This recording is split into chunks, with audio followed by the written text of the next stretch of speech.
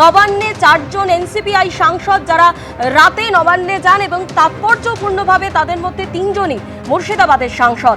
আমাদের সঙ্গে রয়েছেন আমাদের প্রতিনিধি শিবাশিস মৌলিক। শিবাশিস, একদিকে মুখ্যমন্ত্রী শুভেন্দু অধিকারীর আজকে মুর্শিদাবাদে কর্মসূচি এবং তারই মধ্যে গতকালই মুর্শিদাবাদেরই 3 জন সাংসদ যারা নবান্নে আসেন এবং তারা বেশ কিছুক্ষণ নবান্নে ছিলেন। দেখো, শুরুতেই তোমায় বলে রাখি যে নবান্নে অর্থাৎ রাজ্য সচিবালয়ে কালকে গিয়েছিলেন এনসিপিআইতে যোগদান করা তৃণমূল কংগ্রেসের প্রতীকে জিতে আসা 4 সাংসদ। তাদের মধ্যে শতাব্দী রায় যেমন ছিলেন বীরভূমের সাংসদ, অন্যদিকে আরো 3 জন যারা বর্তমানে এনসিপিআই এর সাথে মিশে গিয়েছেন তৃণমূল কংগ্রেস থেকে জয়ী হওয়া সাংসদ, তাদের 3 জনই কিন্তু মুর্শিদাবাদের। ইউসুফ পাঠান বহরমপুরের সাংসদ, মুর্শিদাবাদের সাংসদ আবু তাহের খান এবং জঙ্গিপুরের সাংসদ খলিলুর রহমান। এই যে 4 জন তারা যান এবং তাদের মধ্যে শতাব্দী রায় তিনি সংবাদ মাধ্যমে জানিয়েছেন যে একেবারেই প্রশাসনিক কাজে রাজ্য পুলিশের ডিজি সিদ্ধিনাথ গুপ্তার সাথে দেখা করতে এসেছেন তিনি। অর্থাৎ শতাব্দী রায়, যেহেতু আমরা কয়েকদিন আগে, ঠিক 1 মাস আগে যদি তুমি ছবিটা দেখো, তাহলে ঠিক 1 মাস আগে রাজধানীর বুকে কিন্তু দেখা গিয়েছিল যে তারা প্রথমে তৃণমূল কংগ্রেসের মধ্যে বিদ্রোহী হলেন এবং 20 জন তারা একসাথে গিয়ে 14ই জুন নাগাদ তারা স্পিকারের বাড়িতে গিয়ে সেখানে কিন্তু তারা একসাথে জানিয়ে দিলেন তারা তৃণমূল কংগ্রেস থেকে বেরিয়ে এনসিপিআইতে যোগদান করছেন। তৃণমূল কংগ্রেস মিশে আছে এনসিপিআইতে এবং তারপরে কিন্তু এই ইউসুফ পাঠান, খলিলুর রহমান, আবু তাহের খান এবং শতাব্দী রায় তাদের নবান্নে আসা বিশেষভাবে তাৎপর্যপূর্ণ মনে করছে সকলে। যদিও মুখ্যমন্ত্রী সেই সময় নবান্নে উপস্থিত ছিলেন, যে সময় তারা নবান্নে গিয়েছিলেন, তাদের বক্তব্য, সাংসদদের বক্তব্য অনুযায়ী তারা ডিজির সঙ্গে দেখা করতে গেছেন। মুখ্যমন্ত্রী সেই সময় প্রসেনজিৎ চট্টোপাধ্যায়ের সঙ্গে দেখা করছিলেন, এরকমটা কিন্তু নবান্ন সূত্রে জানা গিয়েছে। ধন্যবাদ শিবাশিস। মাটির ভেতর থেকে বাইরে আত্মপ্রকাশ করছে দুর্গা। জোকা ধর্মতলা পার্পল লাইনের প্রথম পর্যায়ে টানেলিং এর কাজ শেষ।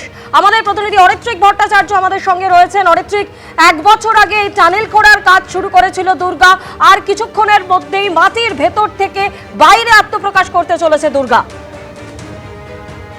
এই 1 বছর বলতে গেলে ঠিক 1 বছর, এই 10ই জুলাই টিকিটপুরে সেন্ট থমাসের সাইট আরবিএনএল, সেখান থেকে এই দুর্গার কাজ শুরু করানো হয়।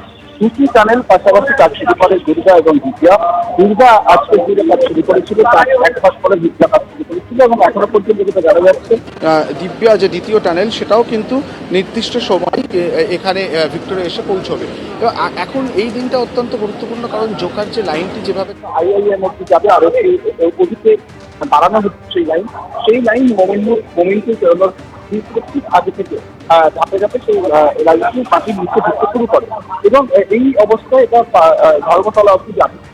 ভিক্টোরিয়া অবধি বলা হয়েছিল প্রথম পর্যায়ে টানেলিং হবে এবং কিছুক্ষণের মধ্যে মাটির ভেতর থেকে বাইরে আত্মপ্রকাশ করতে চলেছে দুর্গা। 1 বছর আগে টানেল করার কাজ শুরু করেছিল দুর্গা। জোকা ধর্মতলা পার্পল লাইনের প্রথম পর্যায়ে টানেলিং এর কাজ শেষ। প্রথম টানেল বোরিং মেশিন দুর্গা তার কাজ শেষ করেছে। 1.7 কিলোমিটার টানেল খুঁড়েছে এই বোরিং মেশিন।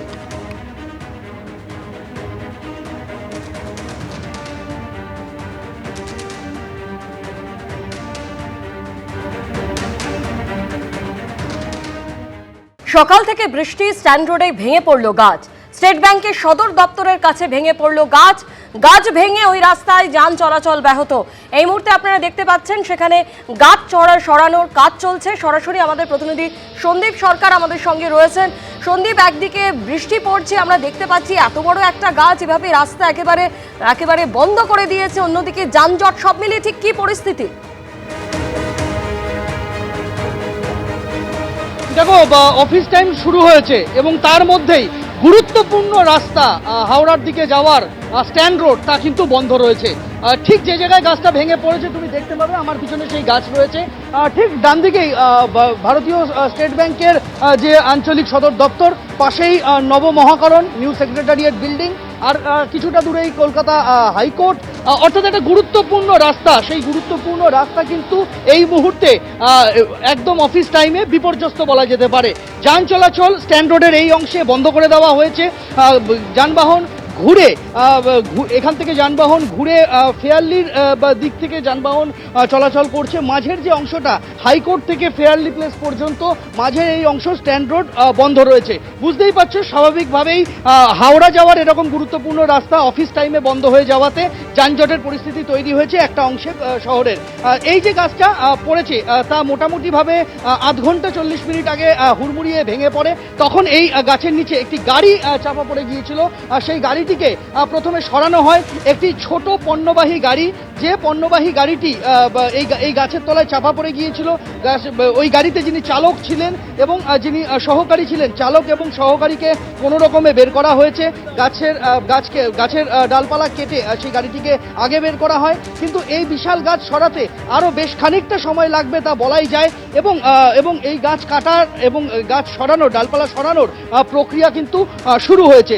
এই মুহূর্তে আমরা দেখতে পাচ্ছি যে স্ট্যান্ড রোডের একটা বড় অংশ কিন্তু সম্পূর্ণভাবে বন্ধ করে দেওয়া হয়েছে। এখানে কোনো যানবাহন চলাচলের আর কিন্তু পরিস্থিতি নেই। তুমি দেখতে পাবে রাস্তার একদিকের অংশ ফেয়ারলি প্লেসের দিকের অংশের ছবি দেখালাম। এবার কলকাতা হাইকোর্টের দিকের যে অংশটা রয়েছে সেই কলকাতা হাইকোর্টের দিকের অংশের রাস্তাও কিন্তু সম্পূর্ণ বন্ধ রয়েছে। যেভাবে গাছটা ভেঙে পড়েছে একেবারে গোড়া থেকে উপড়ে গেছে বলা যায়। আমরা দেখতে পাচ্ছি যে যখন এই গাছের গুড়ি ভেঙে পড়ে সেই সময় রেলিংয়ের একটা বড় অংশ সেটাও ক্ষতিগ্রস্ত হয়েছে। রেলিংয়ের একটা বড় অংশ সহ এই গাছ কিন্তু ভেঙে পড়েছে এবং শুধু রেলিং উপড়ে যাওয়াই নয়, তার পাশাপাশি একটি বিদ্যুতের খুঁটি, লাইট পোস্ট, সেটাও কিন্তু বিপজ্জনকভাবে হেলে রয়েছে। ফলে শুধু গাছ সরানো নয়, যতক্ষণ না পর্যন্ত এখান থেকে এই লাইট পোস্টটি সেটিকেও আলাদাভাবে সিএসসির লোকজন এসে তাকেও একটা নিরাপদ জায়গায় সরাচ্ছেন, ততক্ষণ পর্যন্ত কিন্তু স্ট্যান্ড রোডের যান চলাচল বিঘ্নিত হবে সেটা বলার অপেক্ষা থাকে না। আধ ঘন্টা 40 মিনিট হয়ে গেল স্ট্যান্ড রোডে যান চলাচলকে এই অংশে বন্ধ রাখা হয়েছে। যানবাহন ঘুরে অন্য রাস্তা দিয়ে, বিকল্প রাস্তা দিয়ে ফেয়ারলি প্লেসের সামনে দিয়ে সেখান দিয়ে আবার স্ট্যান্ড রোডে উঠছে এবং মাঝের এই অংশটা সম্পূর্ণভাবে বন্ধ রয়েছে। এবং আমরা দেখতে পাচ্ছি যে এখানে কলকাতা পুলিশের বিপর্যয় মোকাবিলা বাহিনী তারা কাজ করছেন। বিপর্যয় মোকাবিলা বাহিনীর সদস্যদের সঙ্গে হাত লাগিয়েছেন স্থানীয় মানুষজনই প্রথম এই গাছের নিচে যে গাড়িটি চাপা পড়ে গিয়েছিল তার চালক এবং সহকারীকে বের করে নিয়ে আসেন এবং তারপর থেকে একটা লম্বা সময় এই গাছ সরানোর কাজ চালানো হচ্ছে। সময় সাপেক্ষ বিষয় আমরা দেখতে পাচ্ছি যে গাছের ছোট ছোট অংশ কেটে সেগুলিকে সরিয়ে এখানে পথ তৈরি করা হচ্ছে। কিন্তু শুধু গাছ নয়, যেটা বললাম যে বিদ্যুৎবাহী খুঁটিও বিপজ্জনকভাবে হেলে রয়েছে। এই গাছের সঙ্গে লেগে থাকা তার সহ যখন গাছটি পড়ে যায় তখন বিদ্যুৎবাহী খুঁটিও কিন্তু ক্ষতিগ্রস্ত হয়েছে। ফলে সেই বিদ্যুৎবাহী খুঁটিকেও সরাতে হবে, না হলে যান চলাচল দুমুখে যান চলাচল করানো সম্ভব হবে না, এমনটাই কিন্তু মনে করা হচ্ছে। বাড়তি কর্মী লাগানো হয়েছে কলকাতা পুরসভার যারা কর্মীরা রয়েছেন, কলকাতা পুরসভার কর্মীদেরও এখানে কাজে লাগানো হয়েছে। আমি আরেকবার এখান থেকে ফেয়ারলি প্লেসের দিকের অংশের ছবিটা দেখাবো। এই যেদিকে ছবি দেখছো এটা হচ্ছে কলকাতা হাইকোর্ট প্রান্ত, অন্য যে প্রান্তটা রয়েছে ফেয়ারলি প্লেসের দিকে সেখানেও কিন্তু একই রকম ভাবে যান চলাচলকে বন্ধ রাখা হয়েছে। এর ঠিক পাশেই নবমহাকরণ অফিস টাইম শুরু হওয়ার মুখে, ফলে স্বাভাবিকভাবেই এখানে এই মুহূর্তে যান চলাচলের ব্যাপক প্রভাব পড়েছে। বেশ খানিকটা দূর থেকে অফিস যাত্রীদের পায়ে হেঁটে আসতে হচ্ছে এই অংশে, কেননা এখানে যানবাহন চলাচল করার মতো উপযুক্ত পরিস্থিতি আর নেই। এখানে কলকাতা পুলিশের টিম তারা কাজ করছে, বিপর্যয় মোকাবিলা বাহিনী। যেখান থেকে গাছের গুড়ি উপড়ে গিয়েছে আমি সেই অংশের ছবিটা একবার দেখাবো। এইভাবেই কিন্তু রাস্তার ধারের যে ফুটপাথের রেলিং রয়েছে সেই রেলিং সহ গাছটি উপড়ে পড়ে এবং এইভাবেই রেলিং সম্পূর্ণভাবে বেঁকে রাস্তার মধ্যে চলে এসেছে এবং পরপর দুটি লাইট পোস্ট, সেই দুটি লাইট পোস্ট কিন্তু হেলে রয়েছে। এই লাইট পোস্টগুলিকে তাকে নিরাপদ জায়গায় নিরাপদ আকার না দিলে এখান দিয়ে যানবাহন চলাচল সেটাও কিন্তু বিপজ্জনক। পরপর দুটি লাইট পোস্ট সহ এই গাছটি এইভাবেই পড়েছে। তুমি দেখতে পাবে অফিস যাত্রীরা যারা রয়েছেন তারা কিন্তু পায়ে হেঁটেই আসছেন এখানে, যেটা আমি বলছিলাম যে অফিস টাইম শুরু হয়েছে, ফলে অফিস যাত্রীরা একেবারে সঙ্গে তুমি যে কথা বলছিলে, তুমি ছবি দেখাতে থাকো। যে ছবি আপনাদের সামনে এই মুহূর্তে তুলে ধরছি, আপনারা দেখতে পাচ্ছেন স্ট্যান্ড রোডের মতো ব্যস্ত রাস্তা, ঠিক যে জায়গায় একেবারে অফিস টাইমে এত বড় একটা গাছ ভেঙে পড়েছে। এবং এই অফিস টাইম আপনারা জানেন স্ট্যান্ড রোডের ঠিক এই জায়গায় নিউ সেক্রেটারিয়েট বিল্ডিং থেকে শুরু করে একাধিক সরকারি অফিস রয়েছে এবং খুব কাছেই রয়েছে হাইকোর্ট। অন্যদিকে এই রাস্তা দিয়ে বহু মানুষ যারা হাওড়া থেকে এইদিকে আসছেন তারা যাতায়াত করছেন, বা কলকাতা থেকে হাওড়ার দিকে যারা যাচ্ছেন এই গুরুত্বপূর্ণ রাস্তা কিন্তু তারা ব্যবহার করেন। একেবারে অফিস টাইমে এইভাবে গাছ ভেঙে পড়ে রাস্তা বন্ধ হওয়াতে কিন্তু সকলেই সমস্যায় পড়েছেন। অন্যদিকে আপনারা দেখছেন যে গাছ কেটে রাস্তা পরিষ্কারের কাজ চলছে, কিন্তু বৃষ্টি চলছে, সমানে বৃষ্টি পড়ে যাচ্ছে। আবহাওয়া দপ্তরের পূর্বাভাস অনুযায়ী আজ সারাদিন বৃষ্টি হবে, সেই জায়গা থেকে কিন্তু কাজ করতে সমস্যা হচ্ছে। আবারও সরাসরি আমাদের প্রতিনিধি সন্দীপ সরকার আমাদের সঙ্গে রয়েছেন। সন্দীপ, স্ট্যান্ড রোডের মতো ব্যস্ত রাস্তা এই মুহূর্তে ঠিক এই পরিস্থিতি, সেক্ষেত্রে কি কোনো বিকল্প রাস্তা যাতে গাড়ি চলাচল করতে পারে, বিকল্প রাস্তার কি ব্যবহার করা হচ্ছে?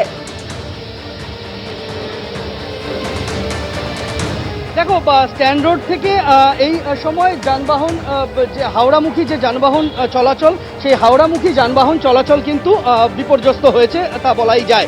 এই মুহূর্তে আমরা যেটা দেখতে পাচ্ছি যে সমস্ত যানবাহন চলাচল করছে সেগুলি ব্যাংশাল কোর্টের গা ঘেঁষে এসে স্ট্যান্ড রোডে পড়ছে, এবং ব্যাংশাল কোর্টের গা ঘেঁষে স্ট্যান্ড রোডে পড়ে সেই যানবাহন সেখান থেকে হাওড়ার দিকে চলে যাচ্ছে। আর কোনো গাড়ি সেগুলি ফেয়ারলি প্লেসের সামনে দিয়ে এসে তারপর স্ট্যান্ড রোডে পড়ছে এবং তারপর সেগুলি হাওড়ার দিকে চলে যাচ্ছে। এইভাবেই যানবাহনকে আপাতত চালু রাখা হয়েছে পুলিশের তরফে। আমরা দেখতে পাচ্ছি যে মাঝের একটা বড় অংশ যেহেতু রাস্তা সম্পূর্ণ বন্ধ রয়েছে স্ট্যান্ড রোড, তাই এই বিকল্প ব্যবস্থা নিতে হয়েছে। তুমি দেখতে পাবে যে কিন্তু এই মাঝখানে যাদের অফিস, আমি বললাম যে বেশ কয়েকটি গুরুত্বপূর্ণ অফিস রয়েছে, একাধিক বেসরকারি সংস্থার অফিসের পাশাপাশি এখানে আমরা দেখতে পাচ্ছি যে নিউ সেক্রেটারিয়েট বিল্ডিং রয়েছে, ভারতীয় স্টেট ব্যাংকের যে পূর্বাঞ্চলীয় সদর দপ্তর সেটা রয়েছে, এবং তার পাশেই কলকাতা হাইকোর্ট রয়েছে, মাঝে একাধিক বেসরকারি সংস্থার কার্যালয় রয়েছে। ফলে সব মিলিয়ে যানবাহন চলাচল কিন্তু না হওয়ার ফলে অফিস যাত্রীদের সমস্যার মুখে পড়তে হচ্ছে। একটা লম্বা রাস্তা, তাদের পায়ে হেঁটেই আসতে হচ্ছে। আমি একটু কথা বলে নেব যারা এখানে আসছেন। অফিস কোথা থেকে হাঁটতে হচ্ছে আপনাদের, মানে কত দূর থেকে হেঁটে? ওই মোড় থেকে, শিয়ালদা মোড়, যেখানে শিয়ালদার গাড়িটা পাওয়া যাচ্ছে, বাবু ওই মানে ইডেন গার্ডেনে নেমে ওখান থেকে হেঁটে। মানে আর মাঝের অংশটা গাড়ি চলছে না, ওদিক থেকে গাড়ি চলছে, এদিকটা এই গাছ পড়ার জন্য গাড়িটা আসছে। কোথায় যাবেন, কোন অফিস? হাইকোর্টে যাবো। বুঝতেই পারছো যে যারা অফিস যাত্রীরা রয়েছেন তাদেরকে এইভাবেই হাঁটা পথে বেশ কিছুটা রাস্তা কভার করতে হচ্ছে, এবং আমরা দেখতে পাচ্ছি যে অফিস টাইমে এই ঘটনাটা ঘটাতে কিন্তু দুর্ভোগ বেড়েছে। যাদের স্ট্যান্ড রোডের এই মাঝামাঝি অংশে যাদের অফিস, কোথা থেকে হাঁটছেন, কত দূর থেকে? ইডেন থেকে হাঁটছি। কোথায় যাবেন, কোন অফিস? এই এনএস বিল্ডিং। মাঝের অংশটা কি কোনো বাস চলতে দিচ্ছেন? না, ওই জায়গাটা আটকে দিয়েছে। বুঝতেই পারছো অফিস টাইমে এই ঘটনা, ফলে স্বাভাবিকভাবেই সমস্যা বেড়েছে, বই কমেনি। কিন্তু যে বিশালাকার গাছ পড়েছে তাতে আরও কিছুটা সময় লাগবে এই গাছ সরাতে, তা ভালো রকমভাবেই বোঝা যাচ্ছে। মাঝের অংশের যান চলাচল আপাতত বন্ধ রয়েছে। যতক্ষণ না গাছ পুরো সরছে, যতক্ষণ না বিদ্যুতের খুঁটিগুলিকে সোজা করা যাচ্ছে, ততক্ষণ কিন্তু যানবাহন চালানো যথেষ্ট ঝুঁকিপূর্ণ। সেই কারণেই এই মুহূর্তে যানবাহন চলাচল বন্ধ রাখা হয়েছে। যে গাড়িটি চাপা পড়ে গিয়েছিল গাছের নিচে, সেই গাড়িটিকে সরিয়ে দেওয়া হয়েছে। আলিপুর আবহাওয়া দপ্তরের পূর্বাভাস রয়েছে ভারী বৃষ্টি চলবে আগামী সোমবার পর্যন্ত। দক্ষিণবঙ্গের জেলাগুলির ক্ষেত্রে হলুদ সতর্কতার কথা বলা হয়েছে। দক্ষিণবঙ্গের যতগুলি জেলা রয়েছে, পূর্ব মেদিনীপুর, পশ্চিম মেদিনীপুর, পূর্ব বর্ধমান, হাওড়া, হুগলি, উত্তর এবং দক্ষিণ 24 পরগনা, সব জায়গাতেই কিন্তু ভারী বৃষ্টির সতর্কতার কথা বলা হয়েছে। বৃষ্টি আগামী সোমবার পর্যন্ত চলবে। হলুদ সতর্কতা বলা হয়েছে দক্ষিণবঙ্গের জন্য, এবং উপকূলবর্তী যে জেলাগুলি রয়েছে সেই উপকূলবর্তী জেলাগুলিতে কিন্তু বলা হয়েছে 50 থেকে 60 কিলোমিটার বেগে ঝোড়ো হাওয়া বইবে, তাই মৎস্যজীবীদের সমুদ্রে যেতে নিষেধ করা হয়েছে। ফলে সব মিলিয়ে বলা যেতে পারে দক্ষিণবঙ্গের এই এহেন পরিস্থিতি, তাতে দুর্যোগের আশঙ্কা থাকছে, দুর্যোগের মেঘ থাকছে। উত্তরবঙ্গের ক্ষেত্রেও কিন্তু একই রকমভাবে কমলা সতর্কতা জারি করা হয়েছে। উত্তরবঙ্গে আরও বেশি বৃষ্টি হবে এমনটাই পূর্বাভাস দিয়েছে আলিপুর আবহাওয়া দপ্তর। তার মধ্যে আলিপুর দুয়ারের কথা আলাদা করে বলা হয়েছে, সেখানে বৃষ্টিপাতের পরিমাণ অতি ভারী হতে পারে। এছাড়াও কোচবিহার, দার্জিলিং, জলপাইগুড়ি এবং উত্তরবঙ্গের অন্যান্য যে সমস্ত জেলা রয়েছে সেখানেও কোথাও হলুদ সতর্কতা, কোথাও কমলা সতর্কতা জারি হয়েছে। এমনকি দক্ষিণ দিনাজপুর, উত্তর দিনাজপুরেও কিন্তু ভারী বৃষ্টিপাতের কথা বলা হয়েছে আলিপুর আবহাওয়া দপ্তরের পূর্বাভাসে। এবং আমরা দেখতে পাচ্ছি যে রাতভর বৃষ্টিতে কলকাতাও কিন্তু যথেষ্ট সমস্যার মধ্যে পড়েছে। জায়গায় জায়গায় জল জমে গিয়েছে এবং গাছ ভেঙে পড়ার ছবি তো আমরা দেখতেই পাচ্ছি স্ট্যান্ড রোডে দাঁড়িয়ে, যেখানে যান চলাচল এই মুহূর্তে বন্ধ রয়েছে একটা বড় অংশে। ধন্যবাদ সন্দীপ। এবিপি আনন্দ, এগিয়ে থাকে, এগিয়ে রাখে।